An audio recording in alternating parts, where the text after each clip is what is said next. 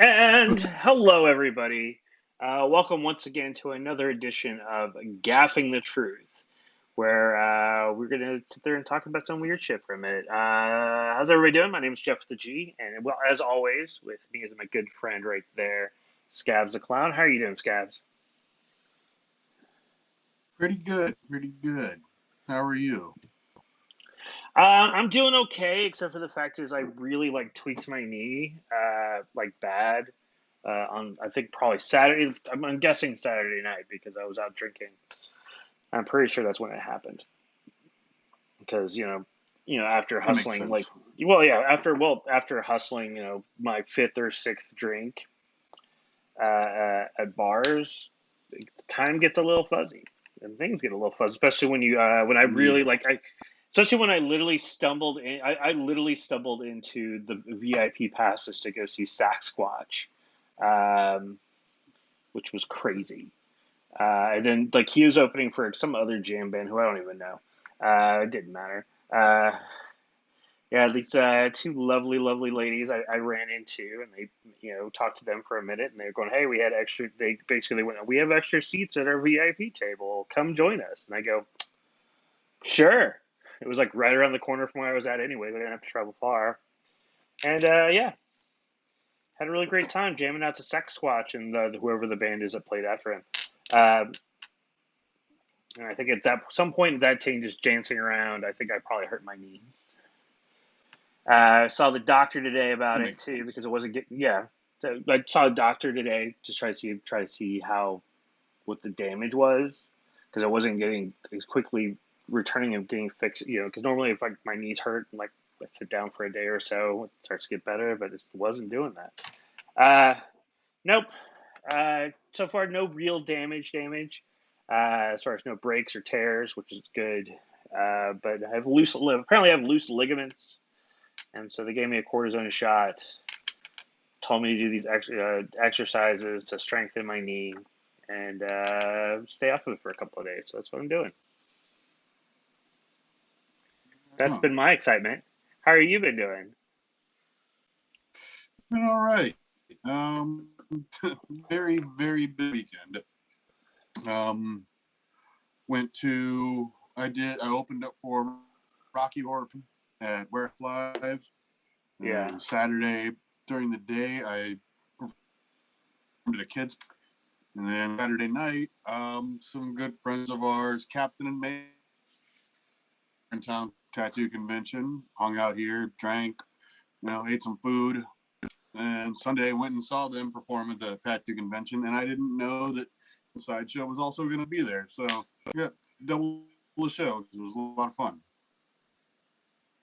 Well, good. I'm glad you had a good weekend. We both saw things we weren't expecting to see. Yeah, So that's all. That's all good. Um, Great. yeah. Sorry. I was also kind of brief, like the right before the show.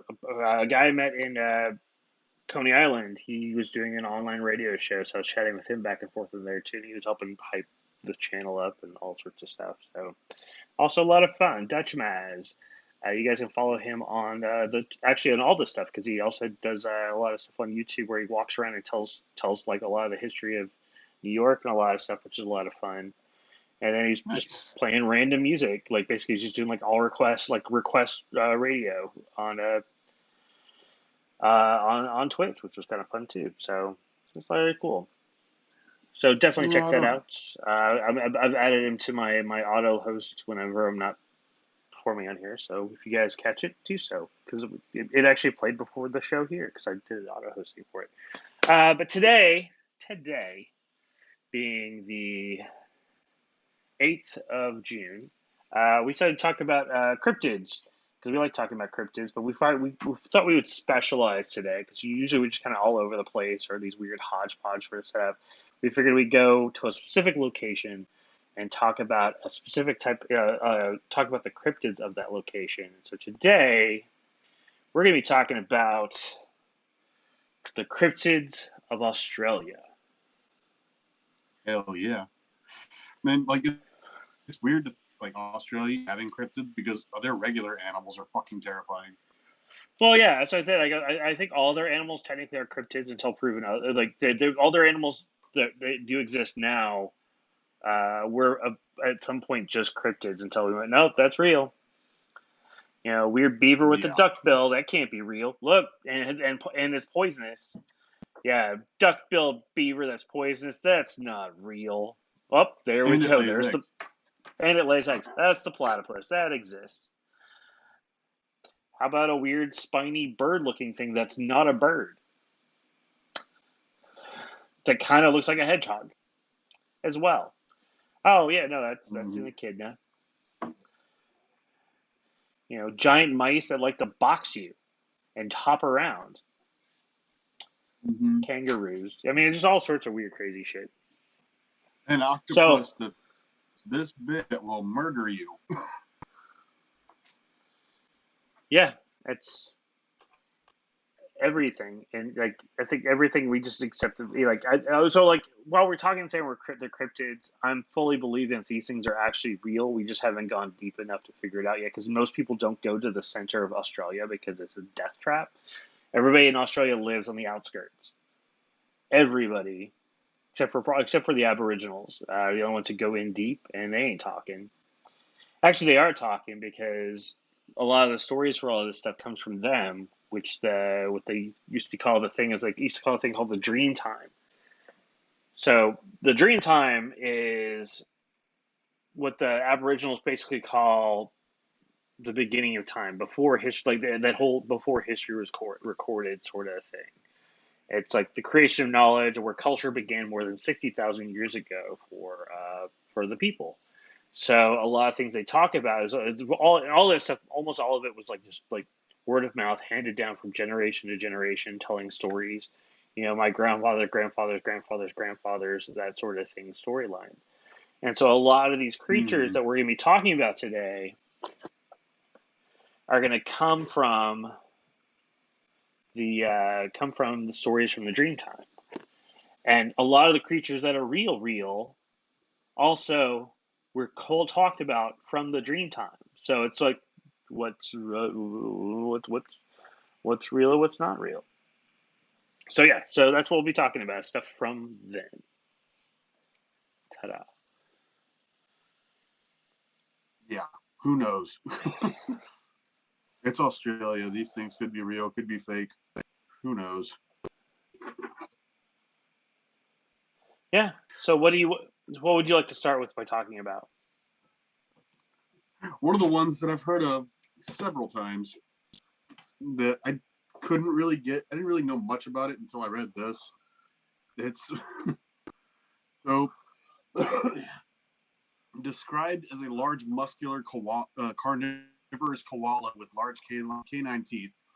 The tails of the drop bear have long been used to frighten gullible tourists around a campfire late at night in the remote outback. The drop bear is said to leap from trees onto its unwary prey, sinking its huge fangs into the tops of its victim's skull. It is often said that smearing Vegemite or toothpaste behind the ears will put off any drop bear attacks. Although difficult to determine the origins of this myth, it has been suggested that it was first used to deter people, children especially, from sleeping under gum trees, as the trees can drop heavy limbs without warning and are referred to as widowmakers. At one time, there were animals twice the size of the modern day koala living in the trees. It is quite possible that an animal not unlike that described by this myth did in fact actually exist. Stories of drop bears are usually delivered with a serious demeanor, and overseas visitors may have difficulty establishing fact from fiction, as most Australians are aware that the drop bear joke and more than ready to confirm its existence to visitors. So it's just an angry, carnivorous, fanged koala bear that jumps out of trees and bites you in the skull, unless you put Vegemite or toothpaste behind your ears. I mean, isn't that a lyric from the Men at Work Down Under song? I mean, I don't know. Yeah, the drop bear. Might be. Yeah. I don't know. It sounds like a snipe hunt, which I think is the intent. Yeah. So Also, here, check this out. There's a warning sign for drop bears.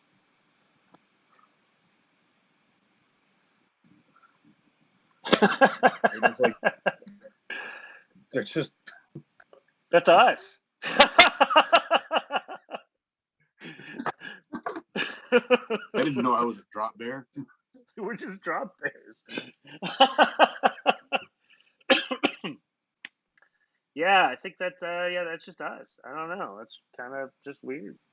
Um, now, another fun cryptid that I came across when it comes to the Australia, which is the Yara Ma Yehu. Yara Ma Yehu, uh, which, according to legend, is a creature resembles a little red frog-like man with a very big head, a large mouth with no teeth, and suckers on the ends of its hands and feet. It's said to live in fig trees, and instead of hunting for food, it's described as waiting for an unsuspecting traveler to rest underneath the tree. Then the creature would drop down and use its suckers to drain the victim's blood. After that, it swallows the person, drinks some water, then takes a nap. And then at some point, it actually regurgitates the victim, leaving them shorter than before. And then the victim's skin also has a reddish tint to it that it didn't have before. It then repeats this process several times. At length, the victim is eventually transformed into the creature. Now, yeah, no, it's only active during the day and only targets living prey. So playing dead until sunset is offered as a ploy to avoid attack. So pretending like you're dead, you'll be okay. So yeah, the Yara Ma Yehu. Okay. Little So weird frog man that sucks blood out of you and then slowly, swallows you, regurgitates you, swallows you, regurgitates you until you eventually become one of them. so like, does it eat me? Like, it doesn't eat. It just sucks my blood out, or what? Sucks your blood out and then turns you into basically it's like a weird frog vampire. Okay, I get that. Interesting. But yeah, but it turns you a vampire by continually to swallow you and throw you up, because every time it throws you up, you're smaller and smaller, so I guess until you get its size. Because it's a frog, so like a frog can get those huge kind of like big bellowy cheeks, I guess, or whatever. I don't know. It's just I think Okay. they were licking some toads when they were thinking about this story.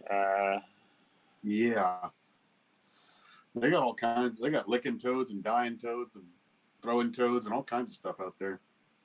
Yeah. Speaking of toads, you want to keep it on animals, animal-like Sure. creatures, something that Yeah. you can recognize. Yeah. Hoop snakes. You ever heard of a hoop snake? God damn right I have. It's my favorite cryptid of all time. It's the silliest one, but there's also another one related to it. Hoop snakes have the unusual ability to grasp their own tails, and by using rhythmic muscular contractions from themselves into a hoop shape and roll along at a much greater speed than any normal snake can. The hoop snake is not generally thought to be dangerous to people, except for children who wag, school, and spend their time riding bicycles through the bush. The snakes have a strange desire to bite bicycle tires and the heels of those riding the bike. Since the snakes are not fast enough to catch motorbikes, they are only a serious threat to pedal cycles. A close relative of the hoop snake is the trip snake. Trip snakes are well camouflaged, looking much like an ordinary stick lying on the ground. They are often found near walking trails throughout the brush and are to be avoided at all costs. Unlike the relatively harmless hoop snake, the trip snake is highly venomous and will first arch its back to trip a victim before sinking in its fangs and injecting a dose of paralyzing venom that quickly begins to liquefy tissue.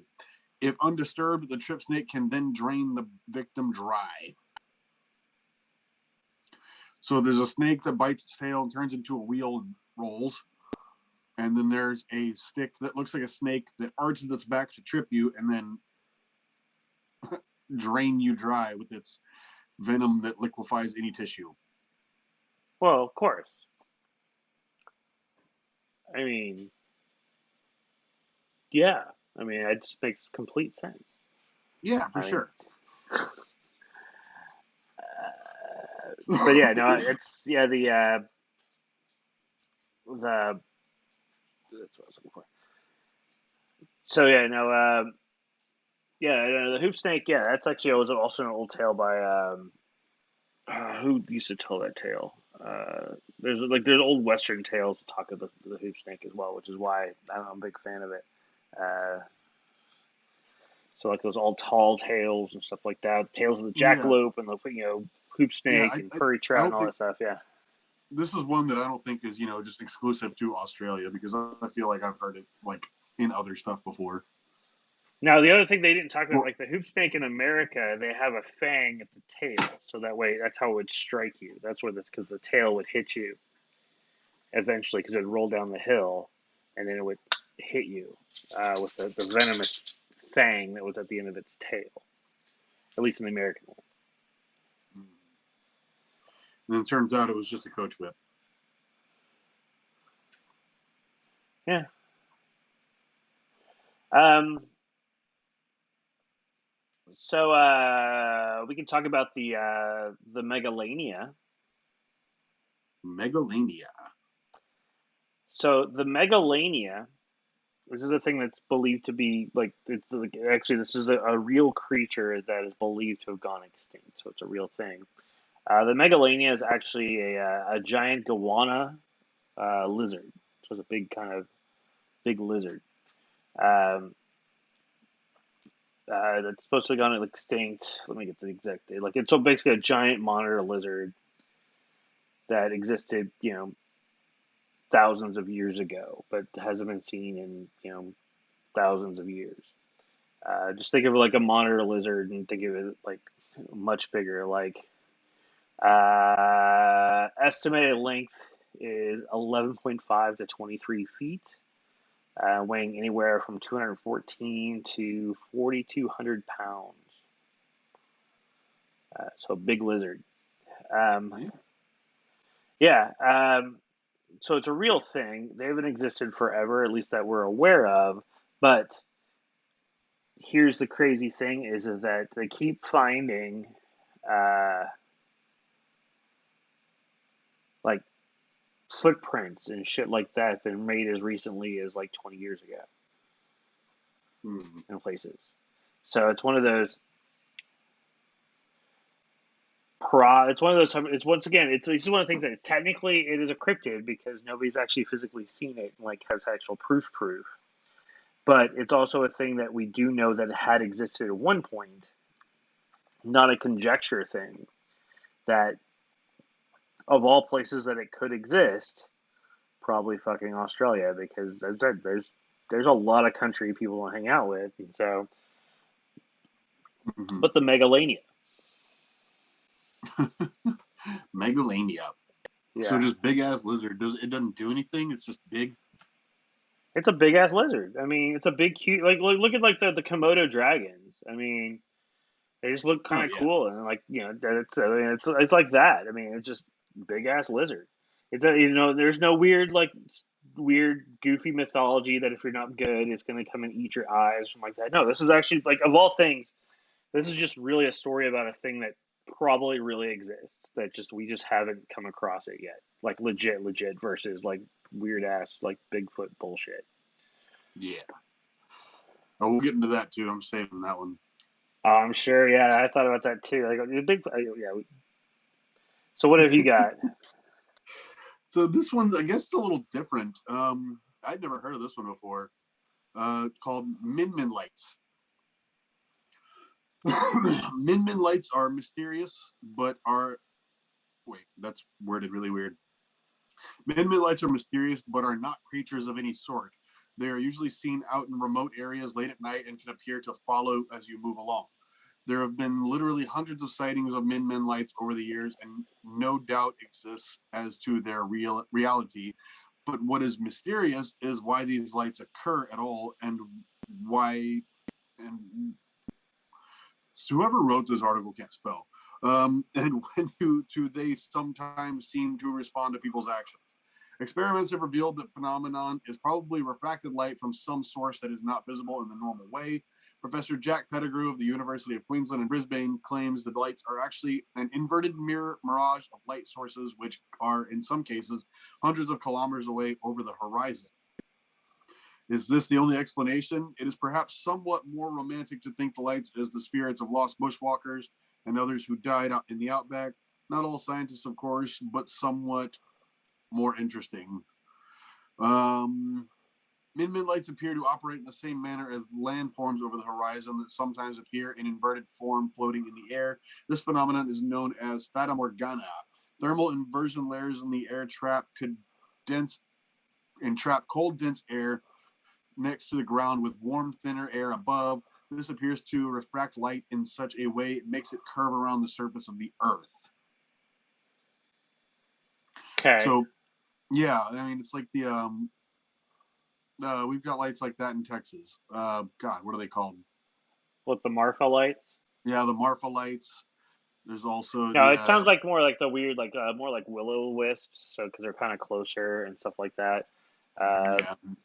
It's usually what they like in the swamps. They usually attribute it to swamp gas sort of shit. So, uh, interesting. But yeah, it's kind of what like when you first talking about it, I go, sounds kind of like will o' the wisps, and like, and then like I started thinking of like the weird like how what they called like things like ball lightning and all that other stuff where they basically all these weird phenomenon, and so oh, okay, Min lights, sure, why not? For all we know, it's some real thing because it's fucking Australia. I don't know. Yeah. Um, we can talk about the. You want to talk about the Gippsland Phantom Cat? So That's a really weird one. Like I watched a video on that the other day, and yeah, that's a fairly recent video too. well, yeah, well, see, because it all starts. The fact is because it's an urban legend is how this more comes out like that. But yeah, urban legends, cryptids, fall in line. So in World War II, United States soldiers were actually stationed in Victoria, Australia, because Australia was a nice staging ground to go to Japan and all that stuff as far as Pacific theater. Now, supposedly, some of these airmen brought some fucking cougars from America as like mascots to Australia. And then when World War II was over with, they fucking left the cougars in Australia and just released them into the outback. Supposedly, once again, supposedly all this happened. Now, supposedly these cats, you know, I guess they either bred with other large cat-like creatures in Australia because there are, or they're at least a mating pair, so they did a couple of stuff that way. So supposedly these cats still exist to this day, and they act like if for anybody's America who's like in even around here, because cougars exist in Texas all through the Midwest, and mean weird cats that will just sneak into your they're like coyotes where they'll just come into like like towns to grab shit and cause problems and shenanigans. So yeah, so it's like I was like, so we as Americans, we import like usually we get imported lots of crazy shit from Australia that kind of destroys our populace. I think it all started because we in World War II sent them like some nasty cats to fuck with their shit. So it's only fair that they bring us back the weird, invasive frogs and kudzu and whatnot. Yeah, For koalas. or the koalas. Mm-hmm. Koalas who will little fucking let themselves die if they don't eat the fucking the eucalyptus tree that they live on. If they don't eat that eucalyptus, they will kill. They will let themselves die because they're addicted so bad to that tree. Mm-hmm. Koalas are fucking weird and invasive and aggressive and mean and littered with chlamydia. Mm-hmm. Most of them have chlamydia.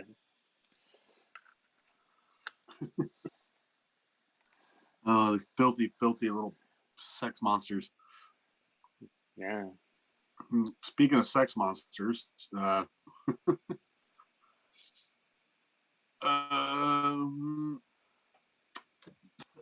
gonna butcher this word. Muljawank. Muljawank. Sure. Muldjewangk. Sure, Moljawank. That's as good as anything. So yeah, go with that. Yeah, good enough. So the Muljawank are monsters, or maybe just one monster, that inhabits the Murray River and Lake Alexandrina, into which it flows in South Australia. The tales of the monster are told to keep children away from the dangerous water. One story tells of a European steamboat captain that shot a Muljawank and was rewarded with a slow, lingering death from creeping red blisters that covered his body. The Muljawank is also blamed for boat wrecks. Beware the seaweed growing in the lake. That's where the Muljawank hide. Sure. So it's just a big worm-looking creature that gives you bumps if you shoot it, and just obviously one of those like, hey, don't go in the water. There's a giant worm thing in there. You have Well, to of tell kids course. stuff like that, because if you say, hey, don't go in the water, you'll fucking drown because you're an idiot, they're not going to listen to you. Well, no, because they don't understand what that means. But if you go, here's a crazy thing that'll like eat your privates or whatever, they're gonna be all over that. So I get it. I get it. Yeah.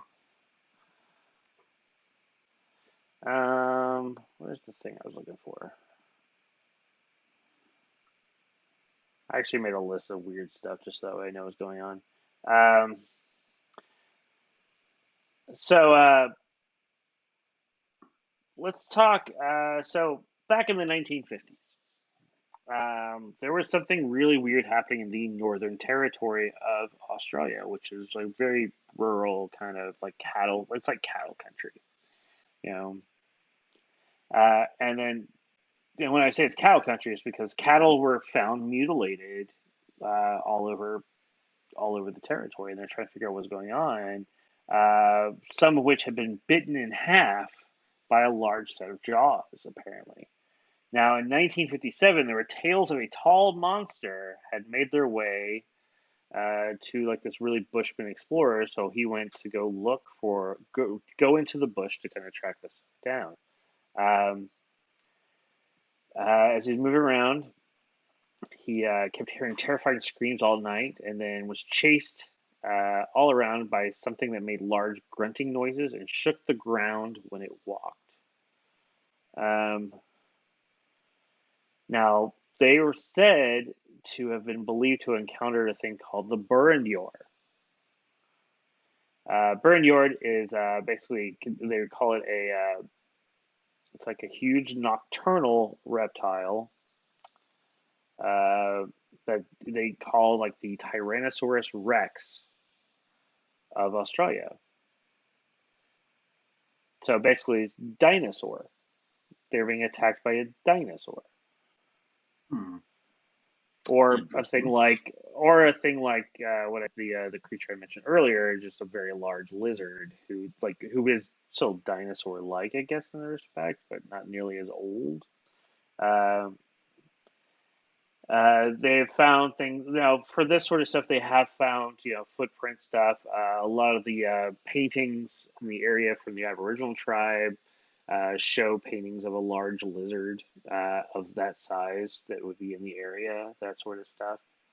Um, so it's hard to say whether it's real or not. But once again, it's Australia. Who knows? Uh, although there hasn't been a sighting for the last 20 or so years, so if it did exist, it may not anymore. So yeah, the Burrendior. Interesting. Yeah. I thought you were kind of talking about this one for a second, but this one's a little bit different, but also kind of the same. It's got a funner name though. The bunyip. Ah, the bunyip. We actually talked about the bunyip for water cryptids. Uh, Oh, we but did, didn't we? yeah, but you can like people who are watching. Yeah, it's been a while since we talked about it, so you can Yeah, bring people back up to date on that. So yeah, yeah. And this one's a little different too. A bunyip is a spirit monster from Australian Aborigine culture. It sleeps in rivers, swamps, and billabongs, that, gnarly place that was in the mall, during the day, but prowls the land at night looking for people or animals to eat. Its screams can be heard for long distances. Some Aboriginals claim to have seen a bunyip, but descriptions vary. Does it resemble a snake, a wild human, or a furry mammal? Some theorize that while the bunyip may be legendary, the tales have been passed down for thousands of years, from back in the days when now extinct large predators prowled Australia. There's also apparently a children's song that features the bunyip. yeah. Baby bunyip, ba do do do do do. Baby bunyip, something like that. Probably, I'm I sure. hope not.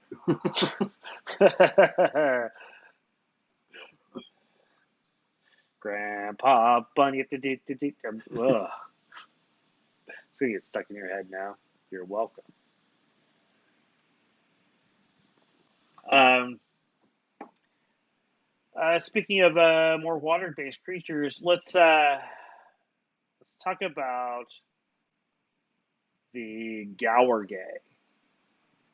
The Gowergay has been terrorizes the Australian water holes for some times.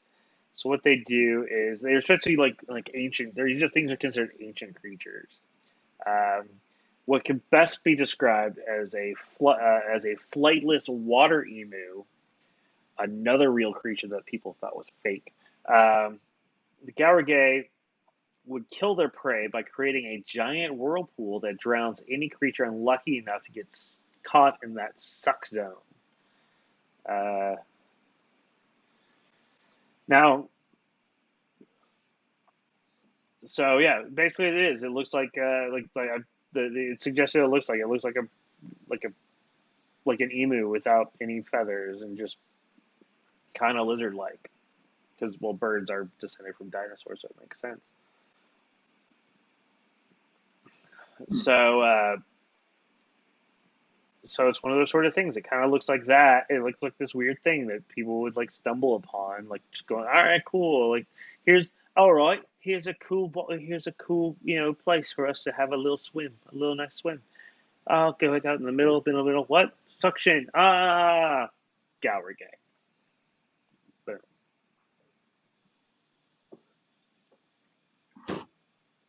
Makes sense. Checks out. yeah,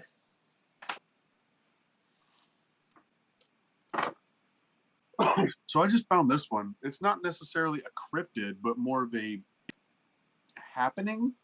I guess kind of like the Min Min lights. yeah. That counts for us. Yeah, it's all weird shit. So from Australia. Yeah, yeah. But the falling stones of Mayanup. So Uh, Mayanup as a place is no more than a pinprick on the map. It is located south of Boyup Brook on Blackwood Road. You know where.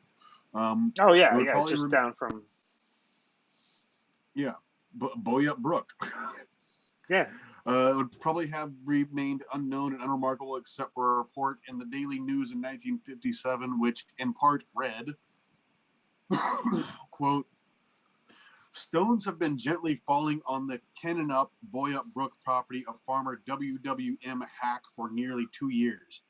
The occurrences have been intermittent and generally at the greatest intensity during the winter months. The stones were apparently warm to the touch and seemed to materialize from nowhere. Reports say that some stones fell slowly, others materialized inside buildings, etc. The events in questions are said to have taken place over a number of years, 1946 through 1962 to be precise. Similar events have also been reported at Humphreys Bridge near Wandering, yeah, you know where Wandering is, as well as Boddington and Borden. The stones range from pebble size all the way up to 19 kilograms. I know how much that weighs. The news soon spread, and people started traveling to the town to see them for themselves that was going on. Later in 1957, the Daily News again reported, quote, just after the natives shifted camp, the stone phenomenon was witnessed by dozens of independent white witnesses. Ooh.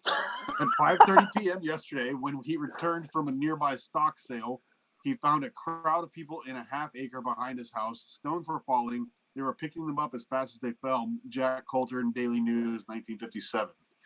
In 2009, ABC TV aired a documentary about the spirit stones that included interviews with people who had experienced the phenomenon. As far as we know, there has never been a definitive explanation of just what the stones were and where they came from. Some have blamed the stones on a ghost or poltergeist. Helen Hack wrote a book about it called The Mystery of the Mayonnaise Poltergeist. We assume Helen Hack is related to Douglas Hack, who was a witness to the falling stones. The National Library of Australia has a sound recording of an interview with Douglas Hack, but as far as we know, it is not available online. So random falling stones coming from the sky, some of them actually moving very slowly. All right. Well, there have been noted phenomenon. It's rare, but through weather, there sometimes perfect weather conditions as far as how stuff is, where actually stuff will pick up due to weird wind and shit, and it'll rain weird items. That's been recorded several times. I think even in England there had been a chance where like it rained stones at some point because of how the wind kind of swept up from the ocean to just get trapped in the clouds for a second and then drop down.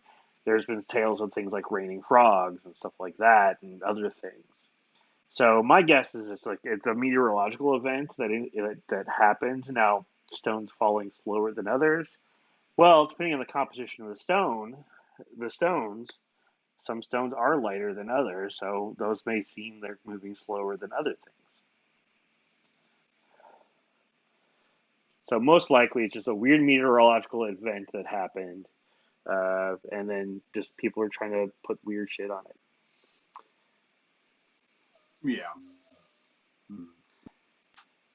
But I yeah, don't I'm know. just a weird. Just the slowly raining or the slowly falling from the sky part. That's what kind of got me. Well, I just said it, depending on the composition, like if it's a really light, like what if it's a really light stones are really porous stone, so it has a lot of places where air can get trapped into it. It could feel like it's going slower.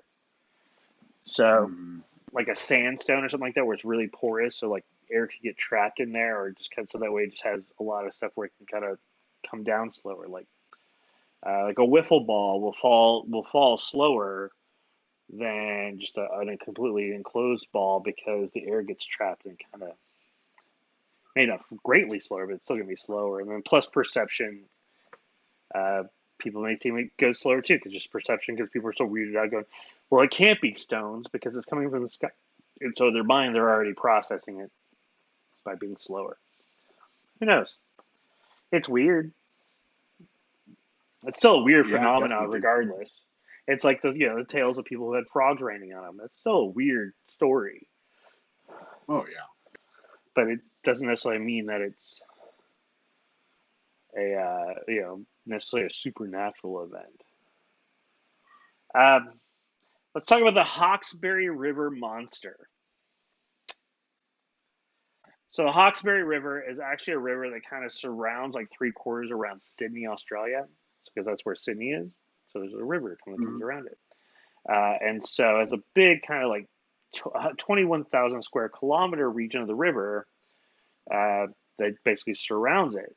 Now, supposedly, there's a creature in there that kind of basically resembles like Nessie, Loch Ness, or Champy, if you will, as well.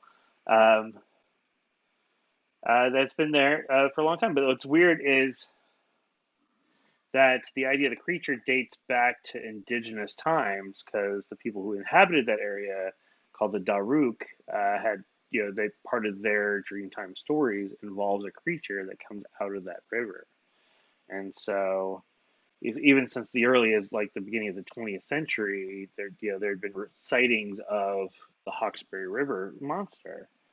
Um, but the only thing weird is fact is that while it may be there are differences and similarities, like some people equate it to looking like a giant crocodile or a weird seahorse or even a bunyip. Um, but the one thing that they say is true is the fact that it is a sandy brown reptile looking thing that is usually placid and is usually just as soon as it's seen, it kind of takes off. Now, the rational explanations for what you believe to be in the monster are things that do actually live in the area. Just it might be things like, I don't know, a giant rogue crocodile because those are real, and they can get big as fuck. We Mm-hmm. have that is real. It could be a catfish, an overly sized catfish, because like catfish are like goldfish. Like they'll get as big as their surroundings will let them. Mm-hmm. I've seen catfish as big as as big as a Volkswagen, because that's just they're in a place where they can get away with being that big.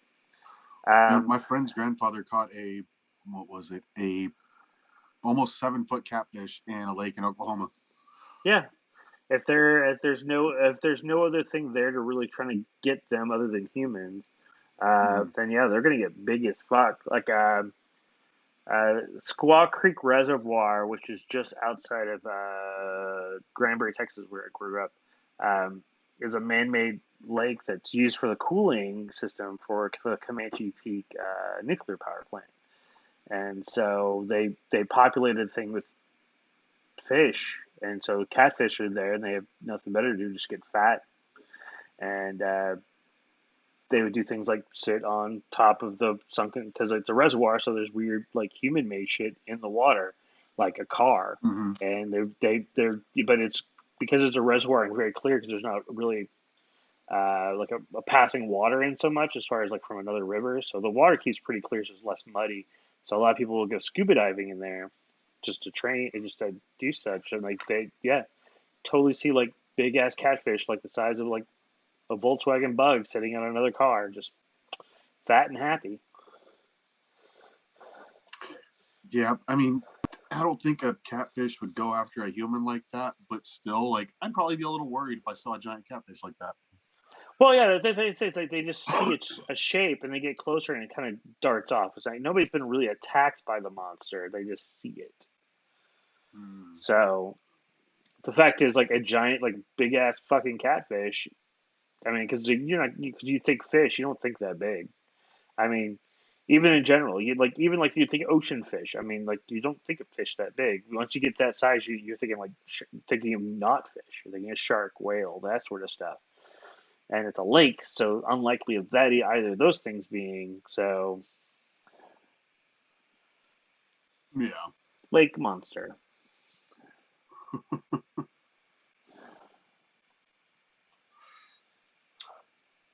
So we're getting close to the end. I found Yeah. one. There's there was one that I found, but technically it's New Zealand, so I guess we can leave that off the list for now. I mean that's fine. I mean I think it's close enough. We're fine. I mean for us, I think it's fine. But I figured New Zealand and Australia are probably happy we don't talk about that because they're such a big demographic for us. Which you Yeah, guys this should is make sure you true. tune in.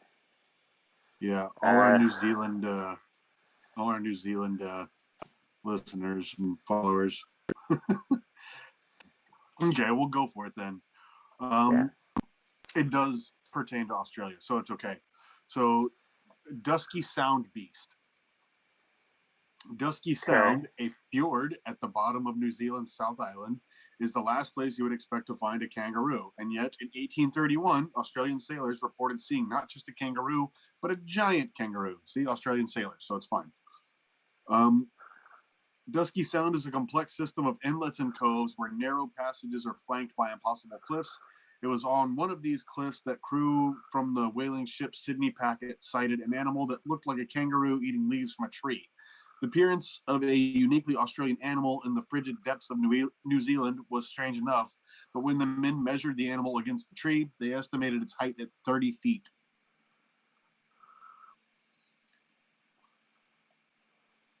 Okay. Yeah, so a 30-foot tall kangaroo. just chilling in the snow. Well, yeah. I mean, makes. I mean, Makes perfect sense.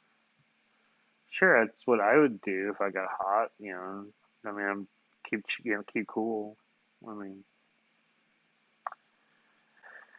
what's weird? This is just an aside, not really getting into detail. But like, that's not the first time they talk about a lot of creatures being. There's giant versions of a lot of creatures in the deep bush of Australia. Things like giant rabbits and wombats and stuff like that too. So Hmm. it would not Giant surprise crocodiles. me. Well, Huh? the giant crocodile. No, That's normal. that's fact. I mean, well, what we consider like okay, it's okay. What we consider giants getting into that 15-foot range of crocodiles, which do really exist, not the like 30-foot ones that people like kind of went. Oh, I know. I saw the documentary Lake Placid. I know, right?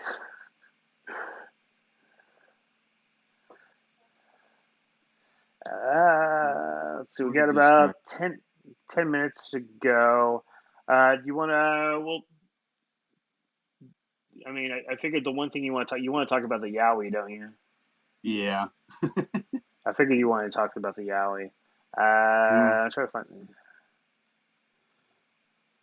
which people watching. What's the Yowie? Just you wait. I'm trying to find the one thing I Similar to was the supposed great to. hairy mohawk. Yeah, of course. Like you do. Mm-hmm. Where's that one thing? There's one more I want to look at, but I've been bouncing back and forth with a couple of different things to look at. And of course, I stepped away and I can't remember where I saw the other thing at. Because that's how much of a professional I am. Well, I mean, I can go into the Yowie and we can end with yours. That's true, or depending on what the timeline is. I mean, also, let's talk about the Yowie. Okay. So, the Yowie, much like, Bigfoot, has several different names, but I think the Yowie has a lot more. Because it's also called the Yoser, the Jangara, the Yauri, the Yaho, the Koyoriowen, the Loan, the Jimbra, the Turamuli, the Jingara, and the Yuri, Of but most course. commonly called the Yowie. And here's a really fun fact. Here's a fun fact about the Yowie. It actually has a Latin scientific name. Yeah, That's it's the Gigantopithecus australis. sure. Yes, so or Gigantopithecus. So giant. I think that means bipedal Yeah, it's in giant Australis, bipedal Australia. man. Yeah, giant Yeah, bipedal. yeah. Um, Although mostly associated with the eastern states, the Yowie is worth mentioning here as they have been known to migrate, and as the Western Australian outback is so vast, there's no telling when one may be encountered there. The Yowie is possibly related to the American Bigfoot or Sasquatch and is very similar in appearance. A cousin of these creatures is the Yeti of Southeast Asia. There are some Aboriginal Dreamtime legends about battles with a race of hairy ape men, with an empathetic victory going to the Aborigines because of their use of weapons, whereas the ape men fought only with their bare hands. All Yowie appear to be men or ape like, but much taller than humans and covered with some sort of long hair or fur. Yowies are said to smell like the sparks given off by an electrical appliance as it burns out, so it is easy to tell if one is lurking about because the smell is so strong. That's one of the few differences between Yowies and you know uh, pretty much all the other ones. Yowies smell like an electrical fire, whereas all the rest smell like skunks or smell gross, smell musty, dirty. But this one smells like an electrical fire, which could mean that they are the actual ones that are doing the time traveling. The electricity builds up, boom. It's like, wait, I smell something. It smells like an electrical fire. Oh shit, it's a Yowie. He's like running through the woods, like, hey, how you doing? Yowie! Yowie! That's how they got their name, going Yowie, because they're on fire from the electrical fire. We figured it out. Yeah, I mean, Yowie, it's basically just, yeah, Bigfoot, but Australian Bigfoot. Bigfoot. Bigfoot. Yeah, Bigfoot. that's good. Yeah. All Yeah. right, I want to. All right, cool. I want to end on a fun one. Then, because the Yowie's still fun, but we're gonna end on the Gunny. Uh, Gunny. The Gunny. I It's love just the a gun Gunny. with legs like bang, bang, bang. Gunni, Gunny. The Gunny is a wombat-like cryptid with antlers. Basically, the Gunny is the Australian jackalope. Literally, the Marysville visitors information that they actually have a stuffed Gunny, and so as supposedly three have actually been found, or Gunai, sorry, Unai. Gunai. That's how you pray. Yeah, Gunai. Supposedly found back in 1967. There we go. Uh, the Gunai. Sorry, I was looking it up to Gunai. see if I could see a picture of it, but I came across Gunai eucalyptus greenery. So Gunai eucalyptus is also a thing.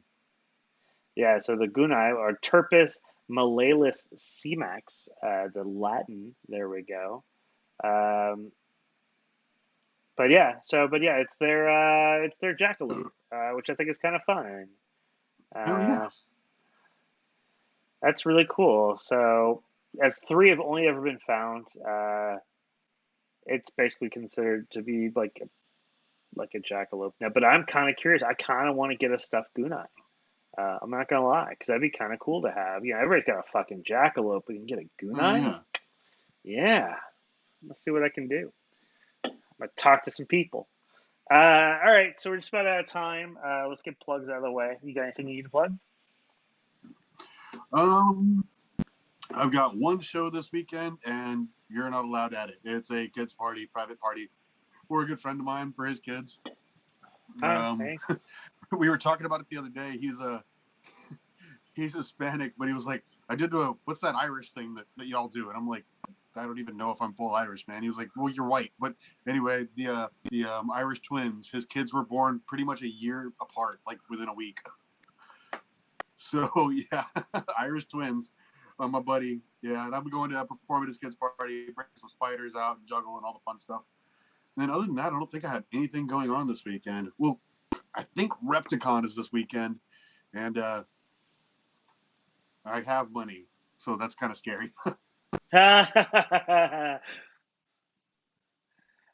Well, just don't get too crazy.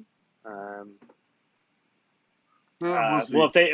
I'm really if they have a picky, good, but also yeah, sometimes I just want to buy stuff.